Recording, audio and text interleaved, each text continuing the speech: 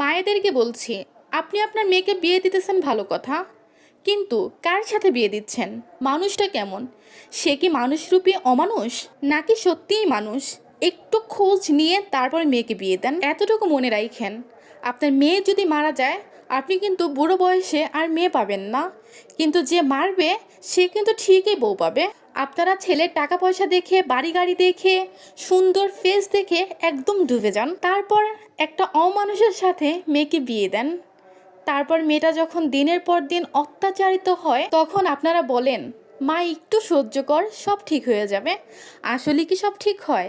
আরে ভাই, ঠিক হয় না। মেয়েটা ভিতরে ভিতরে মরে যায়, সেটা আপনি বুঝতেও পারবেন না। যখন মেয়েটা সহ্য করতে না পেরে সুইসাইড বেছে নেয়, তখন আপনারা বলেন, ইস, মেয়েটা যদি আমাকে একটু বলতো। সেজন্যই বলছি, যার সাথে বিয়ে দিচ্ছেন একটু খোঁজ নিয়ে বিয়ে দিবেন, পরে যেন আফসোস করতে না হয়।